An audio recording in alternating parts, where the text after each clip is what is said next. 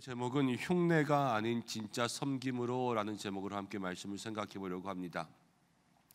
성경을 읽다 보면 성경은 참 어려운 책이에요, 그렇죠? 이렇게 읽다 보면 도저히 이해가 안 되는 그런 것들이 참 많이 있습니다. 오늘 말씀은요, 세족식 이후에 예수님께서 하신 말씀입니다. 제자들의 발을 예수님께서 씻어 주셨습니다. 그리고 나서 우리 모두에게 또 제자들에게 주신 말씀은 무엇이냐면, 내가 이 세족식을 한 이유는 너희에게 본을 보이려고 했다는 거예요. 본을 보이려고. 그러니까 너희도 가서 이렇게 해라 라고 우리에게 말씀하시지요.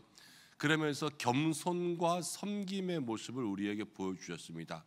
세족식이 겸손이고 세족식이 섬김이라는 것은 교회를 다니는 사람이라면 들어보지 못한 생소한 말은 아닐 거예요.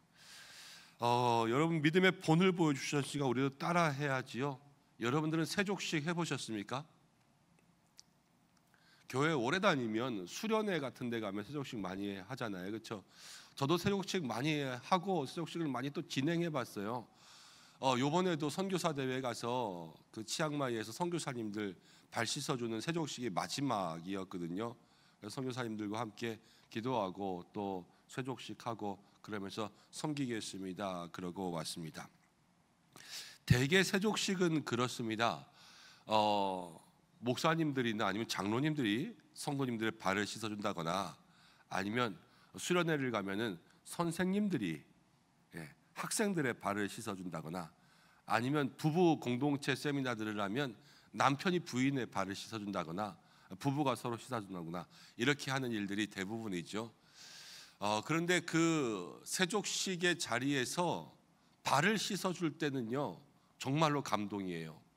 그렇게 발을 씻어주면서 눈물 콧물 빼고, 내가 그동안 이렇게 너를 위해서 섬기지 못했던 거 미안하다, 나 정말로 마음 가운데 너를 섬기겠다, 그렇게 하지만 세족식이 끝난 다음에 며칠 있으면요 똑같아요. 선생님은 선생님의 자리로 오고, 학생은 학생의 자리로 가고, 목사는 또 목사의 자리로 가고, 장로는 또 장로의 자리로 가고, 늘 그 자리로 다시 간다라는 거예요. 어제 말씀을 묵상하면서 제가 말씀이 어렵다라고 생각한 것은 16절, 17절 말씀이 어려웠어요. 세족식을 따라하고 믿음의 본을 보이라는 것은 다 알겠어요. 이해가 되더라고요. 근데 16절 말씀 가운데 내가 진실로 진실로 너희에게 이르노니 종이 주인보다 크지 못하고 보냄을 받은 자가 보낸 자보다 크지 못하나니 너희가 이것을 알고 행하면 복이 있으리라. 세족식을 이렇게 행하면 복이 있고요, 세족식을 했는데도 복이 없을 때도 있다는 것처럼 들리는 거예요. 제 마음 가운데 이것을 알고 행하면 복이 있는데, 그럼 그동안 나는 복이 있는 세족식을 했나, 아니면 그냥 세족식을 했나? 근데 그 전에 종이 주인보다 크지 못하고 보냄을 받은 자가 보낸 자보다 크지 못하다, 이 말을 도대체 예수님은 왜 했을까? 이게 이해가 안 되더라고요. 이 맥락상, 문맥상 예수님의 그 의도를 전혀 파악하지 못하겠어요. 고민하는 거예요. 밤새도록 이제 늦게까지 고민해서 도대체 이 말이 뭔가, 이 말이 뭔가. 그러다가 어제 생각났어요. 우리는 세족식을 예수님의 말씀처럼 하는 게 아니라 세족식을 흉내내는구나. 예수님이 본받으라 그랬어요. 근데 예수님을 본받으려고 잠깐 생각해요. 그렇지만 예수님의 삶을 우리가 날마다 따라하는 것이 아니라 그 섬김의 시간만 흉내를 내는 거예요. 어제 저랑 아내랑 그런 얘기를 했어요. 우리가 믿음을 돌본다 그러면서 마지막 5가지 이야기 했었는데, 바른 믿음이 있냐, 예수님이 안에 있냐, 선한 일을 하냐, 그리고 예수님을 위해서 사냐, 그리고 마지막이 뭐였냐면요, 희생의 일을 하냐. 그렇죠? 나를 희생하는 적이 있냐. 그래서 집에 가서 저랑 아내랑 둘이 무슨 얘기했냐면, 또 말씀대로 살려면 서로가 서로를 위해서 희생해야 되겠구나, 이러면서 같이 이야기를 했는데, 희생하는 것은요 얼마든지 할 수 있어요. 그런데 마음의 본심이 뭐냐는 거예요. 정말로 섬기고 희생하고 싶어서 하는 거냐, 아니면 상대방을 위해서 희생하고 싶은 마음이 없어요. 그런데 말씀이 그렇게 이야기하기 때문에 어쩔 수 없이 희생하려니까 내가 당신 위해서 물 떠다 줘야지. 제가 어저께 저녁 먹고 이렇게 아내에게 물 좀 줘 그랬거든요. 아내는 저기 있었는데 저를 위해서 일부러 와서 물을 떠다가 저한테 갖다 줘야 됐어요. 제가 더 아까운데 희생해야 되니까 제가 시켜 먹는 거죠. 희생해야 되니까 나를 위해서 물을 떠와, 이렇게 이야기하는 거예요. 그럼 또 귀찮잖아요. 사실 그거 물 좀 지가 떠먹으면 되지. 그렇지만 말씀을 들었으니까 한번 물을 떠다 갖다 주는 거 아니에요. 마음에는 에이, 지가 떠먹지, 지는 손이 없나 발이 없나. 우리의 섬김이라는 건 그래요, 그렇죠? 늘 그 섬기는 자리 가운데 있지만 나는 높은 사람인 것은 유지하면서 내가 너를 섬긴다라는 마음들을 가지고 있단 말이에요. 그런데 오늘 이 섬김은 누구에게 쓰는 말이냐면요, 원래는 종이 주인을 섬길 때 섬긴다라는 거예요. 예수님 말씀하시죠. 종이 주인보다 크지 않다. 그러니까 우리는 늘 섬기는 자리에 있으면서 우리가 섬기는 사람보다 크지 않고, 우리에게 있어서는 궁극적으로 보냄받은 자의 삶을 살면서 우리를 보내신 그 하나님보다 높지 않은 늘 낮아진 자리, 겸손의 자리, 섬김의 자리, 그 사람의 자리를 늘 살아가는 것이 필요하다는 거예요. 그게 복이 있는 섬김이라는 거죠. 교회에서 늘 의시되고 있다가 한번 섬김을 흉내내는 것, 그건 누구나 할 수 있어요. 그렇지만 내가 늘 섬기는 사람으로 사는 것은요, 정말로 힘들고 어려운 일이에요.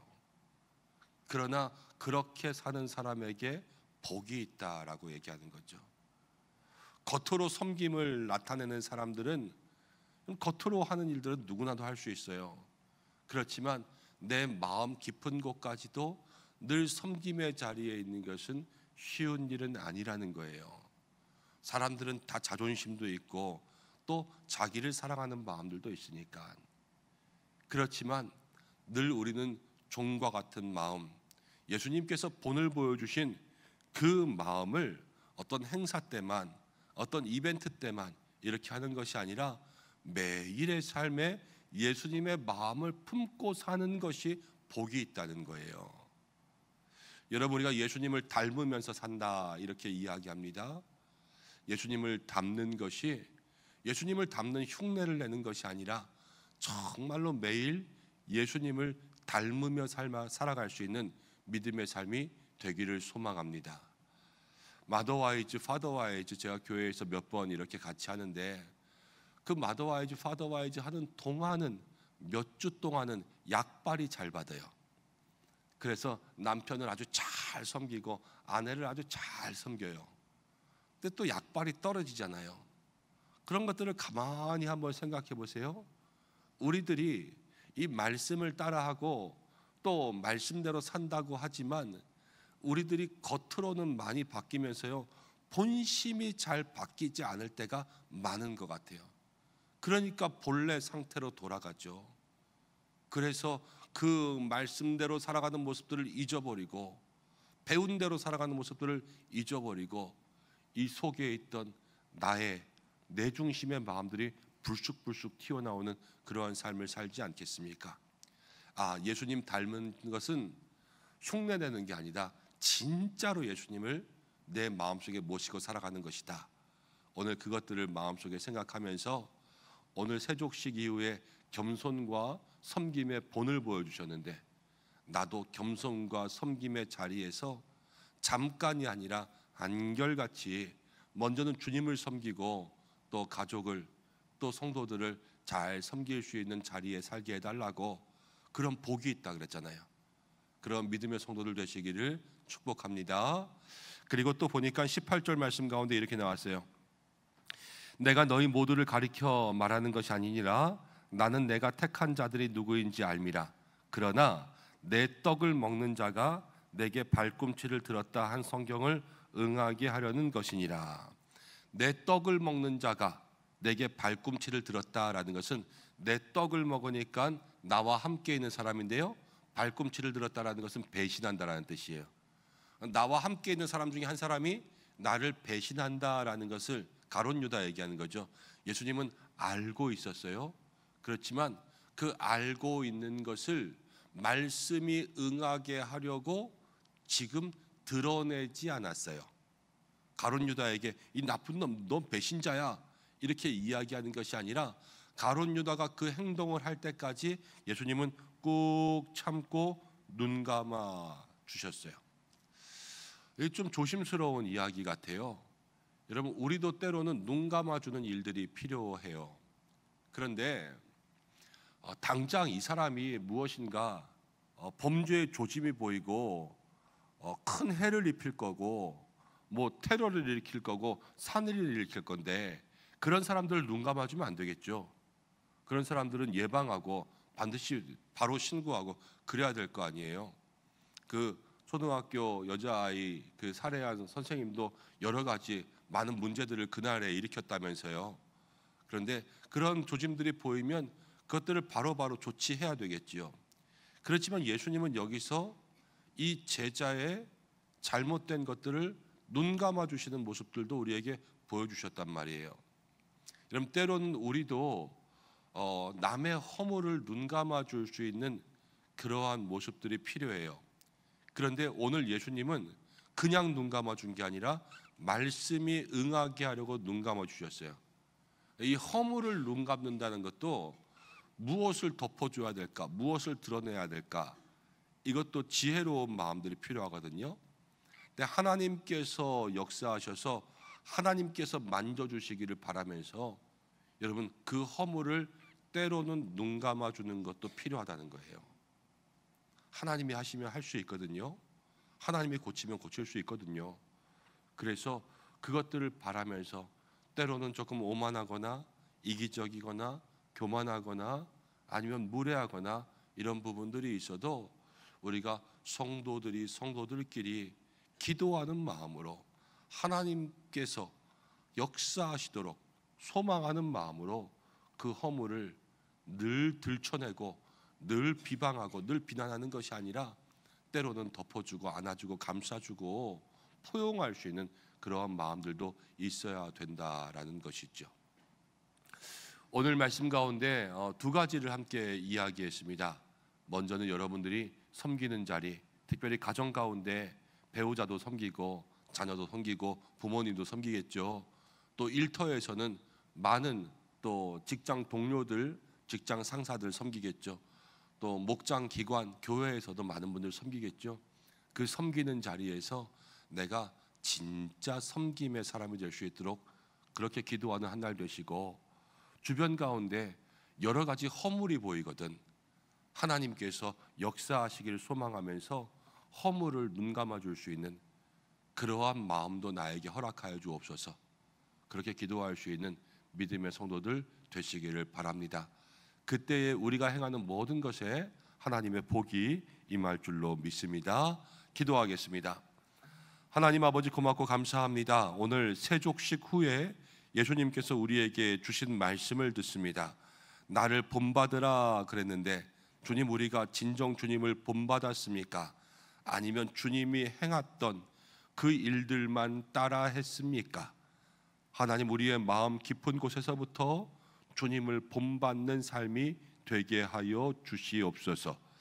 하나님, 때로는 우리가 우리 주변에 있는 많은 성도들과 사람들의 허물도 눈 감아 줄 수 있는 마음이 있게 하여 주옵소서. 물론 들춰내야 될 것은 들춰내야 되겠지만 하나님께서 역사하셔서 하나님 일하실 것이라면 우리가 그것들을 참고 기다리며 인내하고 눈 감을 수 있는 마음들도 허락하여 주셔서 오늘 우리 모든 성도들의 한날의 삶이 복 있는 삶이 될 수 있도록 인도하여 주옵소서.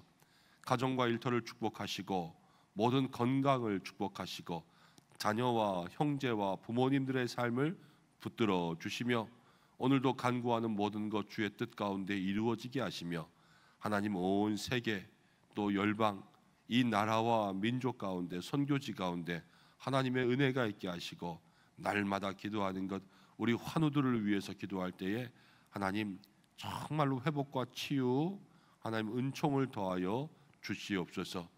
오늘도 기도하는 모든 자리마다 만나 주실 하나님 기대하며 예수님의 이름으로 기도드립니다. 아멘.